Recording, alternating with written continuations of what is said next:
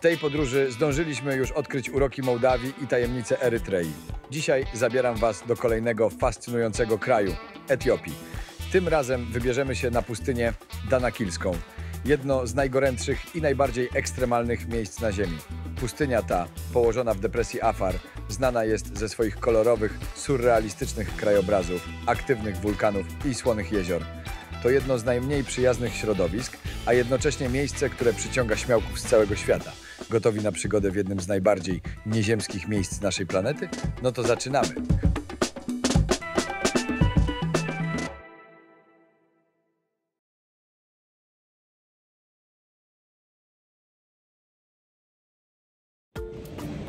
No i biorą mi drona, ale nie fakt. Okazało się, że do Etiopii też muszę mieć zezwolenie, żeby latać ale jestem zły. Ani raz tej podróży nie latałem, a prawdopodobnie jeszcze go stracę, bo stąd oni powiedzieli, jak będę wylatywał, mogę wziąć, a ja stąd będę leciał do Mauretanii, a tam też nie mogę mieć. Dobra, idę już do bramki. Niestety nic się nie przespałem z nerwów, że mi zabrali drona i stracę tak niesamowite filmy, które mogłem tam nagrać. No i lecę do miejscowości Samara. Jakieś 1,5 godzinki lotu i takim bardzo małym samolocikiem. O, i lecimy takim małym.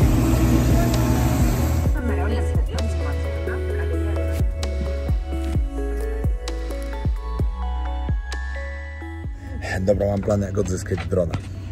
Będę to musiał zrobić na niezłym patencie, czyli kupię sobie fejkowy bilet. Taki można kupić na stronie Best Onward Ticket. Kupujecie taki bilet, który jest ważny 48 godzin. Kupię taki bilet na jutro, że jutro wylatuję z Etiopii i po prostu pójdę do nich, pokażę im ten bilet. Niech mi oddają drona, wezmę go i wyjdę z lotniska. Jeśli to uda, fajnie. Jeśli nie, to mam mocną lipę ze względu na to, że kolejny lot mam do Mauretanii, a w Mauretanii też nie mogę mieć drona.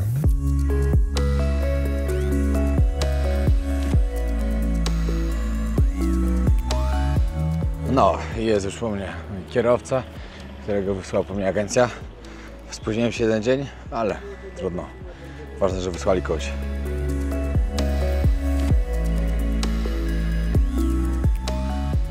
No i jakieś lekkie niedomówienie. Te chłopaki nawet nie wiedzą nic o tym, że ja mam czas do jutra. O, ceremonia kawy. Kiedyś to przeżywałem tutaj w Etiopii. Z 10 dziewczynami. Zobaczcie, jak robią. Dobra, i okazało się, że jednak mi zmieniają. Znaczy chcą zmienić tak, żebym zmienił lot i został tutaj 3 dni, bo 2 dni to za mało, bo my 6 godzin będziemy dzisiaj jechać w jedną stronę, jutro 6 godzin wracać. Tam nic nie zobaczył. Śniadanko gotowe, muchy gratis. Dziękuję. Ile tu jest much, to jest szok. Taka miejscówka, zjemy i ruszamy w podróż. Zobaczcie, ciężarówka się wywróciła. Okazało się, myślałem, że mamy 6 godzin drogi, okazało się, że może być nawet i 8 godzin drogi. Praktycznie cały dzień będziemy w drodze, już jedziemy do kempu.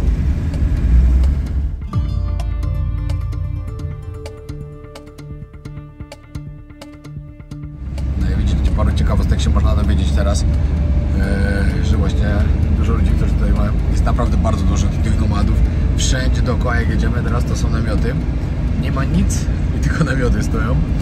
Tylko tutaj jeszcze jest w miarę zielono. Za chwilę, podobno za godzinę, ma się już zacząć typowo już taka pustynia, tylko nic już więcej. Będzie wszędzie dookoła tylko pustynia. Ale to ciekawe właśnie, że zatrzymują tutaj. Też stoi właśnie policja z kałaszami. No i sprawdzają, czy czasem nie ma jakichś uciekinierów z Djibouti, którzy tutaj nie uciekli, migrantów, czy właśnie szukają broni.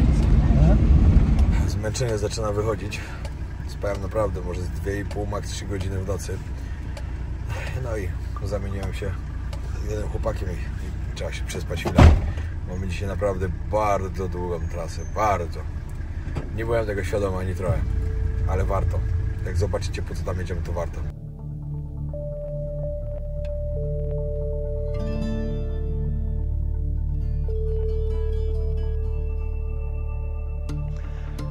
Ale z upał. Po prostu szok. W sumie nie ma się trochę co dziwić, idziemy do najcieplejszego miejsca zamieszkałego przez ludzi na świecie, no to musi być gorąco. No chłopaki powiedzieli, że takie 50 stopni to będzie na pewno. Trasa idzie w miarę spoko, no tak jak wam mówię, no trochę teraz przespałem. Takim półsnem, ale jednak zawsze coś. Zregenerowałem się i to jest najważniejsze, bo mam energii więcej, bo wcześniej było słabo. Teraz chłopak mi powiedział, że teraz mamy około 42 stopni w cieniu. Miesiąc temu o tej samej godzinie było już około 52-53. Wyobraźcie sobie żyć w takiej temperaturze. Przecież to jest nie do wytrzymania. I to podaje temperatury w cieniu. Normalnie tutaj było taki najcieplejszy okres, to jest około 60, ale to też tam, gdzie już będziemy później, nie teraz jeszcze tu, gdzie jesteśmy w tym miejscu teraz. Bo im dalej będziemy jechać, tym będzie coraz cieplej. No i powiedzieli, że później jak już dojedziemy za jakieś 2 godzinki, coraz bliżej tej depresji, to powinno być już około 50. Także będzie niezły ogień. No i krajobraz się zmienił i to bardzo. Wszędzie już tylko wulkaniczny klimat. Możecie zobaczyć same skały wulkaniczne. Wow. A tutaj przede mną już solne jezioro. Ale to akurat na to jezioro będziemy jechać w ostatni dzień. To wam tam z bliska pokażę w inny dzień. Popatrzcie, jak tutaj się wydobywa sól. Pięknie, pięknie, naprawdę pięknie.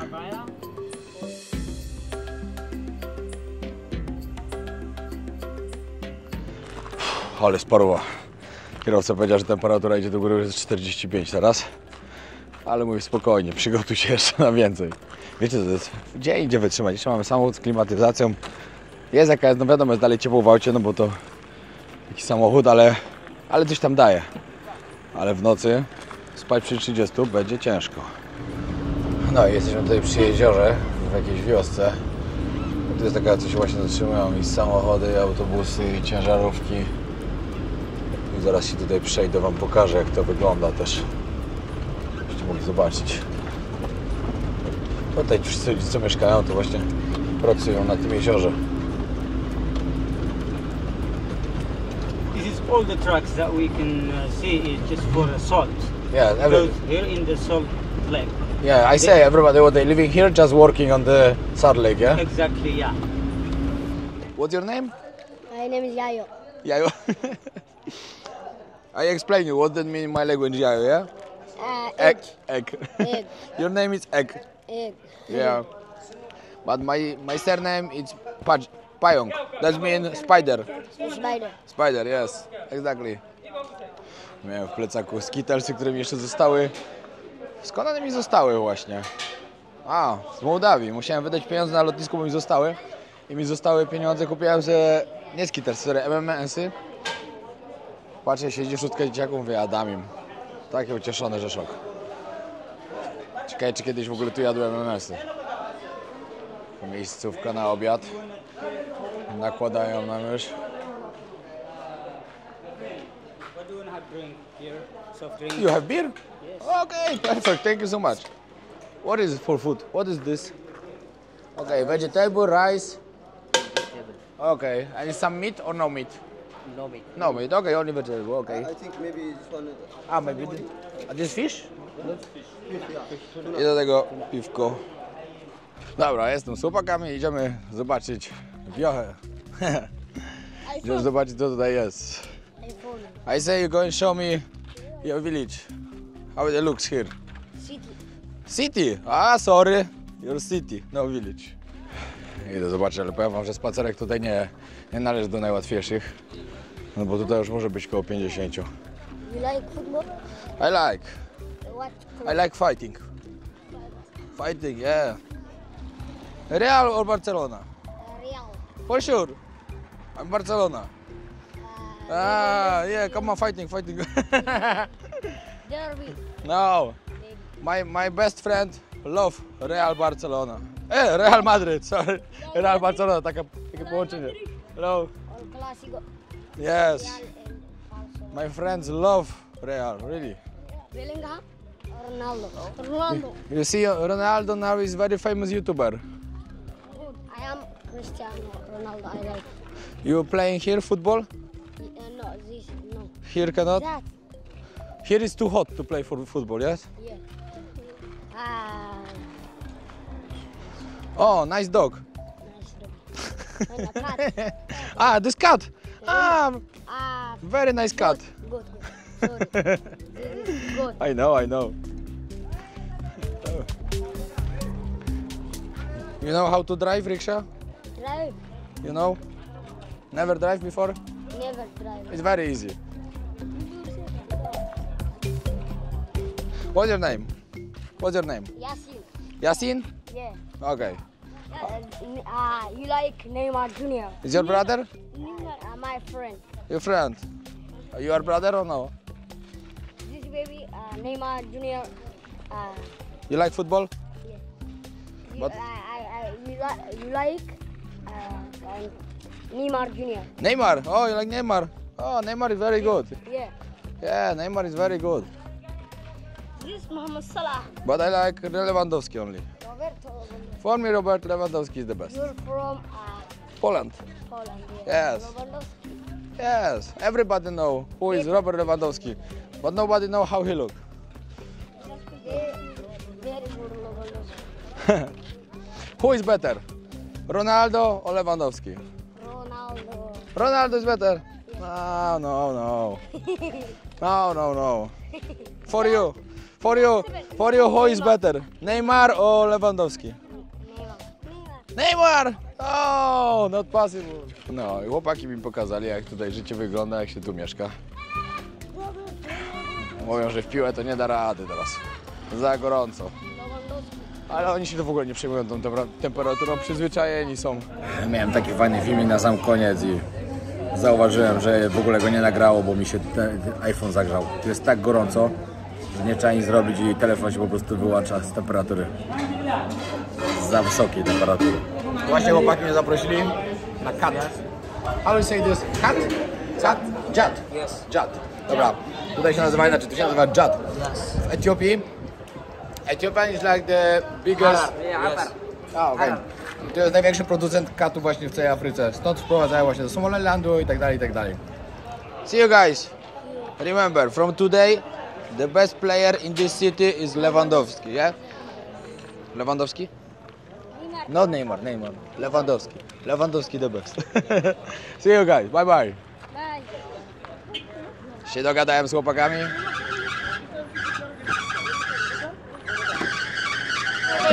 Pakujemy naszą furę, żeby mieć dużo wody, wszystkiego.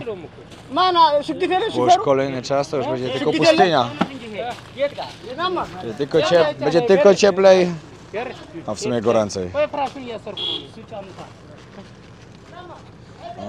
Trzeba wszystko spakować, żeśmy kemping sobie rozłożyli. Tak, paliwo na dach, krzesła na dach. Olej, żeby robić coś do jedzenia. No i dzisiaj 2 nocki będziemy spać na takie łóżka, po prostu będzie jakiś materac albo nie wiem co. No i tak będziemy spać pod gołem, nie wiem, tak jak tu są rozłożone, pewnie ludzie też tu śpią, to tak my będziemy spać tam na pustyni. Wszystko zamontować. No powiem wam, że szykuje się naprawdę mocna przygoda. Jak te dzieci tutaj żyją, to ja nie wiem. Hi.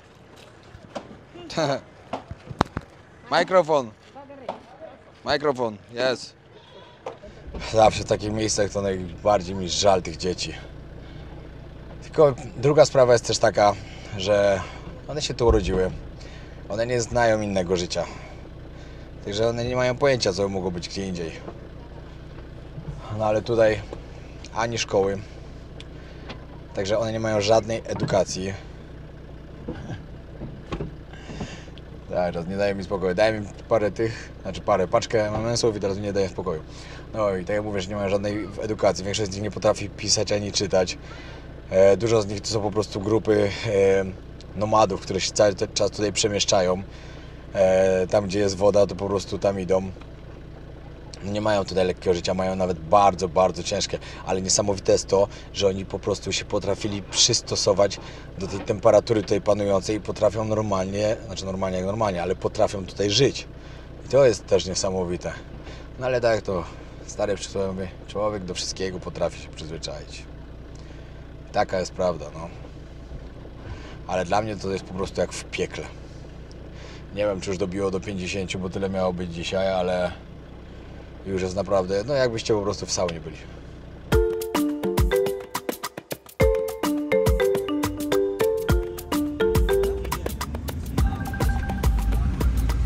Patrzcie, jaki tu się wulkaniczny już klimat zaczął. Wszędzie wulkaniczne skały. A z tyłu pewnie wulkan. Ale wulkany to wam pokażę w drugim odcinku. W tym będzie coś innego. Coś równie pięknego. Tutaj możecie zobaczyć wszędzie wulkaniczny klimat. Tutaj wszędzie było to wszystko, tutaj to była lawa po prostu. Tylko wiele lat temu to Chińczycy zbudowali drogę. Ciekawe jaki biznes tu mają. Miejscowi mówią, że jeszcze sami nie wiedzą, ale na pewno mają. Oni zawsze mają jakiś biznes aktywowy. I to, tak jak wam mówię, to był wulkan. A co jest ciekawostką, że tam na górze tego wulkanu normalnie jest jakieś źródło, że jest woda i podobno mieszkają ludzie. To jest bardzo ciekawe.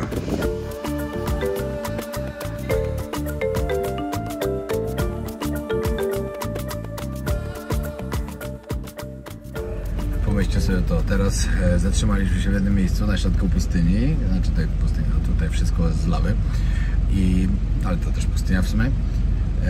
I przybiegł jakiś gościu, nomad typowo, co tutaj mieszka w namiotach, po haracz, żeby tędy przejechać, trzeba normalnie płacić. Tak tu mają.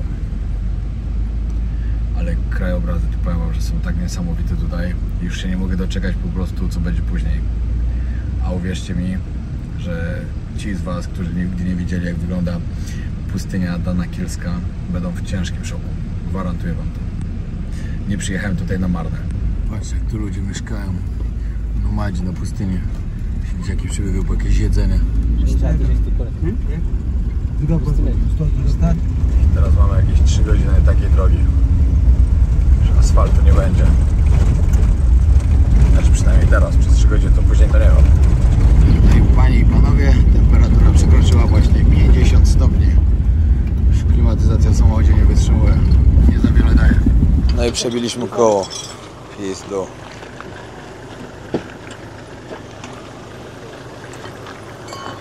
Taka droga, nie ma się co dziwić.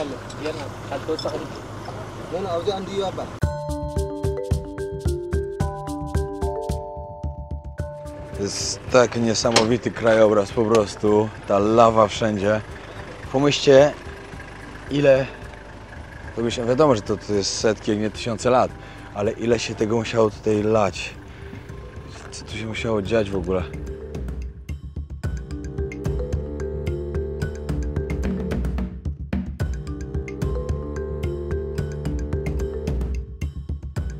Widzieliście kiedyś takie coś? Chyba pierwszy raz. A najlepsze jest to, że jutro będę mógł zobaczyć, jak ta lawa wypływa z wulkanu.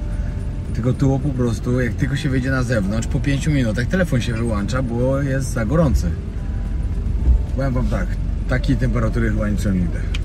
Normalnie się stoi na zewnątrz, to czujecie, jak to słońce was pali, po prostu pali.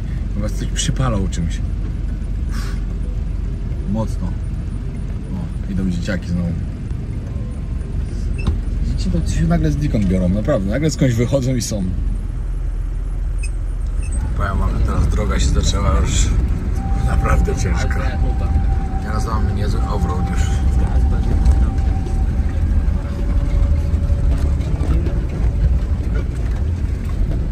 Wszędzie lawa i tylko przez środek taka prowizoryczna droga osypana.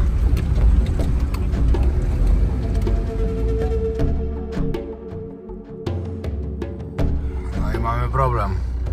Teraz się zakopaliśmy na pustyni. Nie, coś nie idzie nam. Na auto jadą, a my się zakopaliśmy. Kurde, zakopaliśmy się i to mocno. W ogóle się burza piaskowa zaczyna. Teraz może tak tego nie widać, ale przed chwilą jak tu wjeżdżaliśmy, nie było nic widać. Patrzcie, jak tu doskonale widać, jaka jest susza. Ale wali tym piachem po oczach, szok.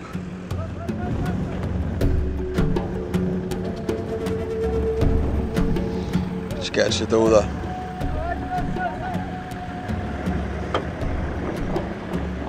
A, raz, dwa, poszło.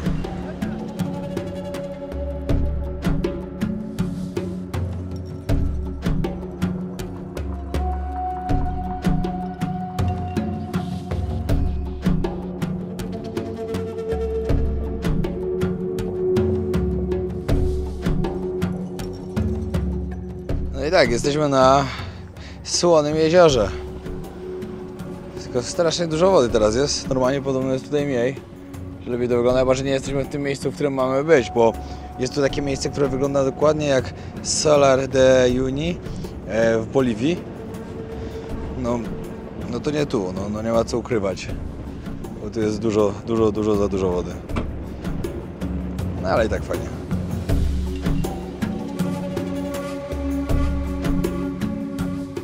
Dobra, chwilową przerwę mamy tutaj. Myślałem, że jak będzie zachodziło, to będziemy wracać do wioski, żeby się tam ogarnąć, ale widocznie będziemy jechać dopiero po tym, jak wypijemy sobie piwko. No. Szkoda, że to jest tyle wody. Myślę, że jak pojedziemy w inne miejsce, na tej pustyni solnej, gdzie będzie mniej wody, to będzie ładnie wyglądało jak na Salar. No ale zobaczymy. Ogólnie nie mogę się doczekać poranka. Powiedzieli mi, że o 5 wstajemy, czyli jeszcze jak będzie ciemno, ogarniamy się i ruszamy. Jutro jesteśmy praktycznie cały dzień gdzieś w jakichś miejscach ładnych. No i na sam wieczór wulkany. Nie mogę się doczekać. Mam nadzieję, że zobaczę lawę. Jeszcze nigdy w życiu nie widziałem aktywnego wulkanu i chcę go zobaczyć w końcu. No. Wiem, że mogę pojechać na Islandię. No, kiedyś pojadę. A też będziemy z Alą teraz w Ameryce Południowej no i też tam będziemy się w sumie... I'm coming! I też będziemy tam wchodzić, gdzie jest aktywny wulkan. Ale ja chcę jutro zobaczyć. Zobaczcie, rozkładają łóżka. I dzisiaj tak śpimy. Pod gwiazdami. No, akurat nie widać żadnych, ale musicie mi uwierzyć, że są. Siemanko. 5 rano. Pobudka. Kawka już czeka. Szybki prysznic. Chusteczkami mokrymi. Trzeba się odświeżyć trochę. Śniadanko i zaraz ruszamy. No i tak się spało. Chłopaki już zawijają śniadanie. No jeszcze chwila relaksu. Kawki się napić. 3 godziny drogi. Później pokażę wam to, po co tu właśnie przyjechałem. Uwierzcie mi, że będziecie w szoku, jak cudowne miejsce tutaj jest. Zresztą samo to, żeby jechać. Wczoraj jechaliśmy, wiadomo z przerwami, ale jechaliśmy 11 godzin. Dzisiaj pobudka o 5, śniadanko, kawka. Jedziemy kolejne 3. Wyobraźcie sobie, ile to jest trasy, żeby zobaczyć to piękne miejsce, które wam pokażę później. Po prostu już się nie mogę doczekać tego. To jeszcze łóżka, na których chłopaki spali. O, tutaj szkielet w domku, który będzie. Trzeba się szybko zbierać i jechać. Dzisiaj zapowiedzieli, że będzie tak gorący dzień, żeby się po prostu na to przygotować, że lekko nie będzie. Tutaj to towarzystwo mnie budziło rano. Budzicie się i... No i właśnie tak było. W takich domkach tu mieszkają. Ale jaki był duży plus? Jesteśmy po środku niczego, ale antena jest. To było bardzo fajne. Idę tam zobaczyć troszkę, jak to wygląda też. Dzieciaki już przyszły oczywiście. Ciekawe, co się dzieje. No i zapytałem się tutaj pań, czy mogę sobie nagrywać. Ona mówi, że spoko, że nagrywał. Tak mają porobione takie domki prowizoryczne do spania. Blachą ogrodzone. Właśnie oni wszystko tą blachę, wszystko biorą z tych beczek. Tak jak wam pokazywałem właśnie, jak byłem na tym targu w Erytrei, to tutaj wygląda to bardzo podobnie. I to są typowo nomadzi, którzy cały czas się przemieszczają. Oni idą po prostu tam, gdzie... No, idą po prostu tam, gdzie jest woda. Muszą się przemieszczać, żeby mieć wodę dla siebie i dla oczywiście zwierzyny, którą mają. No i dobra. Zbieram się dalej. Chciałem sobie tylko zobaczyć tutaj, jak wygląda. Muszę jeszcze się pakować, bo tylko na mnie czekają chłopaki już. I ruszamy. Powiem wam, że naprawdę podróże to tyle dają człowiekowi. Jak po prostu można to kiedyś zobaczyć. Halo? Można tyle zobaczyć, jak to wszystko tu wygląda. Znaczy tu, jak na świecie to wygląda. Jak ludzie żyją. Człowiek to bardzo, ale to bardzo mocno docenia to, co ma. I wy też doceniajcie. Ponieważ wiele ludzi nie docenia. Ostatnio byłem w wakacji byłem na takim wywiadzie u agent specjalny, pozdrawiam chłopaki. I tam właśnie mówiłem, że ludzie nie doceniają tego, co jest w Polsce, że Polska jest czysta, fajna i tak dalej. I ja tak cały czas uważam. A ludzie w komentarzach, tyś widział kiedyś czysty kraj, coś tam. Ja mówię, dobra, no to wyjedź wreszcie z tej Polski, jedź zobaczyć coś innego na świecie, co się dzieje. Przyleć do takiego miejsca jak to i zaczniesz doceniać. Bo ludzie strasznie nie doceniają tego, co mają. A Polacy mają to w sobie, że lubią narzekać niestety. Bo nie wiem, ja naprawdę bardzo doceniam wszystko. What's your name? It's video now. Z chłopakiem sobie porobiłem zdjęcia. Bardzo mili ludzie są tutaj w tych wsiach naokoło. Zresztą wczoraj pamiętacie, jak wam powiedziałem, że jestem we wsi? To chłopak powiedział, to nie jest wieś, to jest miasto. Video! Fajne te dzieciaki. Szkoda, że nie ma więcej rzeczy, ale stwierdziłem, że jutro właśnie jak wrócę, jadę kupić jakieś długopisy, zeszyty. Mam nadzieję, że będę miał na to czas, żeby to zrobić. I do wioski, jak pojadę kolejnej, to już tam chcę coś zabrać. Wiecie co? Jak ktoś z was będzie tutaj jechał w te regiony, to pamiętajcie o tym, żeby wziąć jakieś długopisy, zeszyty. Co tam dacie radę, to weźcie. Nawet po jakiejś paczce. Po prostu tu te dzieci aż chcą, żeby dać im długopis, bo coś co chwilę któreś pokazuje, tak, czy mam coś do pisania, żeby dać. Ja nawet długopisu nie mam przy sobie. Nie wiem, gdzieś go zawsze mam w podróży, ale gdzieś, nie wiem, gdzieś zostawiłem i muszę sobie kupić, ale zanim pojadę do domu, to muszę to zrobić. Ale właśnie tam w Opon też jest inaczej, bo tam, wiecie, tam przyjeżdżają ludzie i tak dalej. Tutaj jest inaczej w tej części. Tutaj jak coś weźmiecie, to będzie naprawdę super.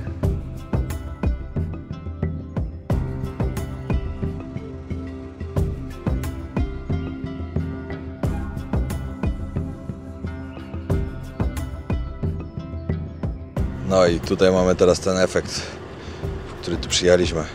Jeszcze nie całkiem, ale już pięknie odbija.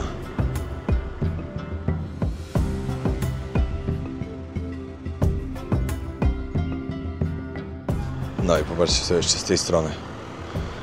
Wszędzie sól. Tutaj to normalnie jakby niebo się łączyło z ziemią.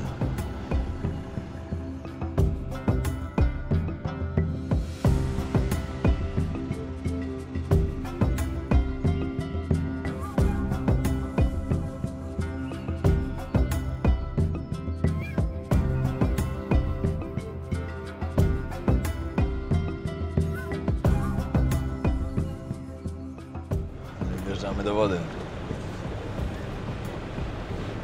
Tutaj normalnie jest tak, że nie masz aż tyle, tylko ostatnio padało. To jest parę dni w roku, kiedy pada. Właśnie. Tej wody naprawdę trochę jest. I akurat my trafiliśmy, że padała. Tak to normalnie to tu jest pustynia. Tak mi przynajmniej mówili.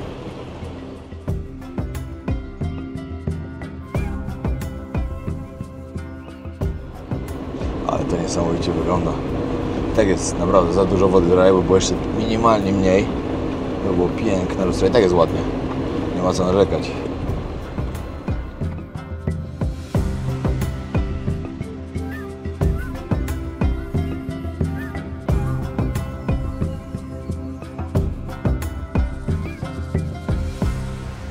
Fajnie wygląda jak... Mucha mnie zrobiła. Stoimy na środku jeziora. Tylko woda dookoła. Szkoda, że nie mam drona. Niestety. Pomyślcie to normalnie jest solna pustynia. Pada tutaj w tym miejscu jakieś parę razy tylko w roku.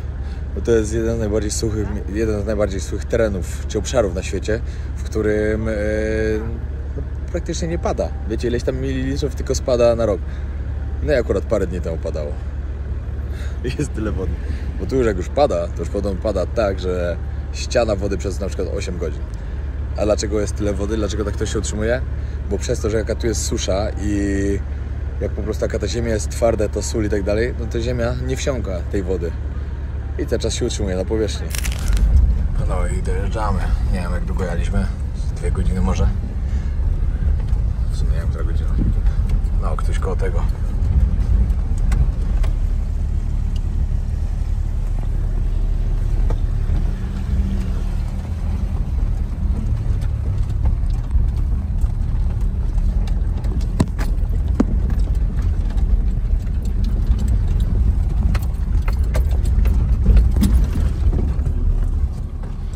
No i stąd teraz musimy przebrać klapki na buty. Mam jakieś 30 minut marszu, żeby dojść do tego miejsca, do którego zmierzamy, ale popatrzcie, tu już widać, co się dzieje z ziemią. Popatrzcie, jaka siarka. A to jest nic, przy tym, co zobaczycie za chwilę, co wam pokażę. Dobra, zaraz startujemy. Jeszcze tylko muszę witaminki swoje zjeść, elektrolity i na energię, bo energii to się dzisiaj przyda i to bardzo dużo. A wam bardzo polecam. Trzeba było się zamaskować bardziej, czapka i do tego jeszcze maska. Nic się nie martwcie, nie jestem jednym z tych, którzy chodzą w masce. Ale tam po prostu będzie tyle siarki, że lepiej mieć maskę, żeby tego nie wdychać.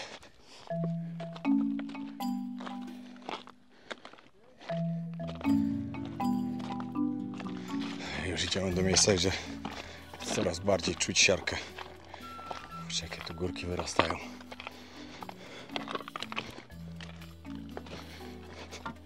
Ale to jest niesamowite miejsce. Jeszcze w takim nigdy na świecie nie byłem.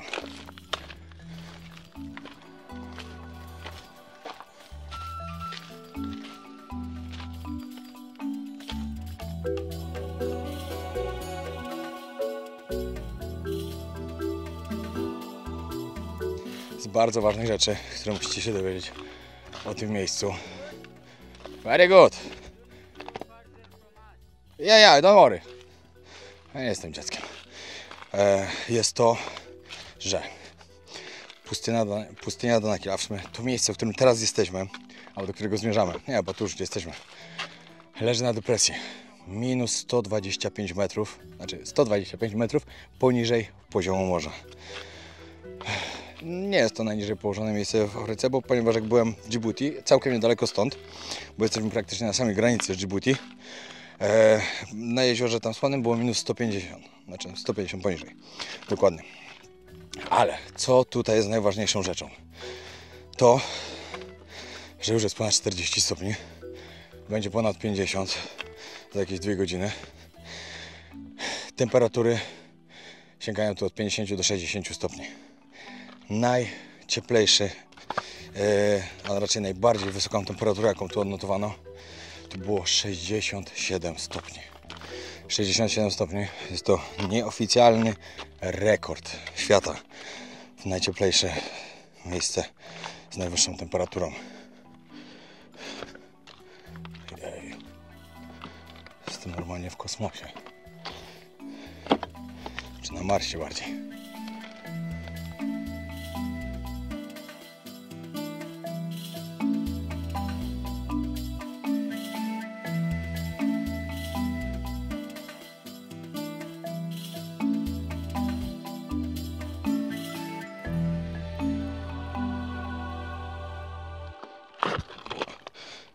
Załamuje pod nogami.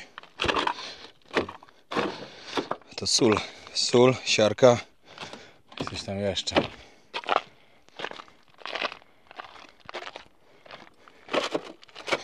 Widzicie te kolory? Proszę Państwa, witamy na Marsie lub na innej planecie. Nie wiem, gdzie tak w ogóle może wyglądać, ale to nie jest normalne. Kurde, trzeba uważać, bo patrzcie, co tu się dzieje. Ja mogę mocno gdzieś wrąbać, a nie chciałbym wpaść do siarki. Smród. Trzeba zaraz zakładać maskę, bo wdychanie siarki też jest bardzo niezdrowe. Nie ma co ryzykować. Kurde, to naprawdę trzeba patrzeć, gdzie się nogę stawia. Bo co chwilę takie coś... Co chwilę mnie takie coś spotyka. A tylko słyszę, jak to bulgota sobie.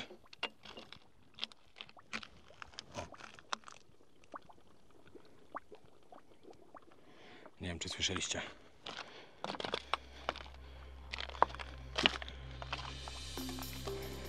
Nigdy w życiu nie byłem w takim miejscu. Ciekawe, czy w ogóle jeszcze gdzieś takie drugie istnieje.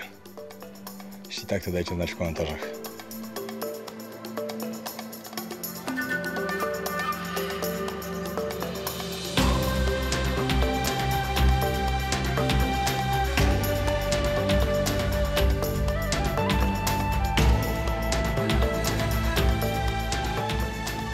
Wiecie co, w życiu widziałem bardzo dużo.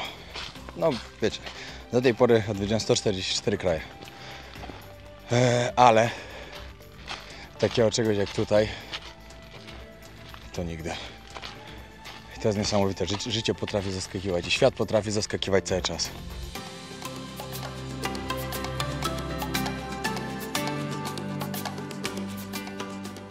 Jak myślicie, że już widzieliście dużo, nie zobaczycie nic, co was zaskoczy, no to wtedy przychodzi on.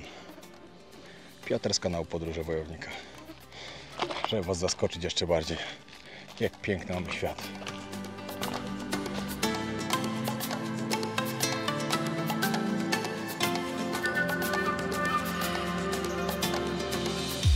Najgorsze jest to, że już jest tak ciepło, że cały czas mi się iPhone przegrzewa.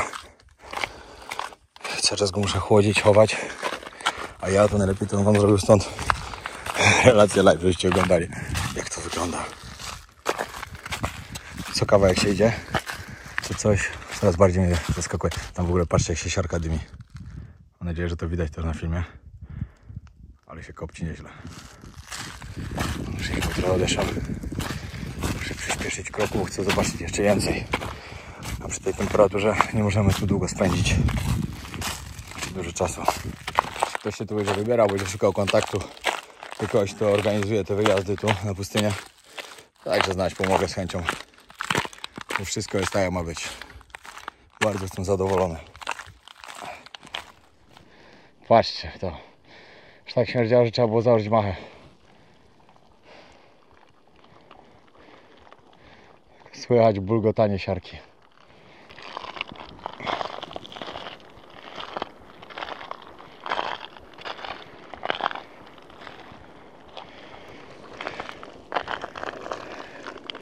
Jak bulgota.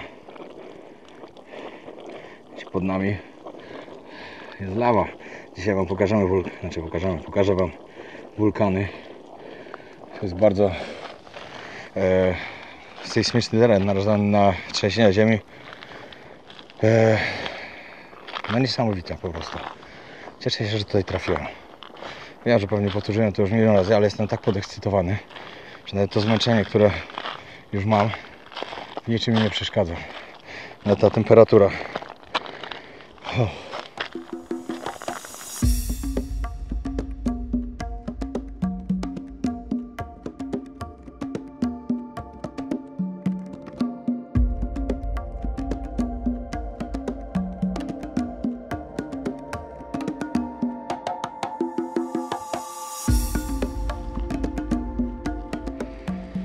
Myślę, że to może być dobre podsumowanie tego, gdzie jestem, w jak gorącym miejscu.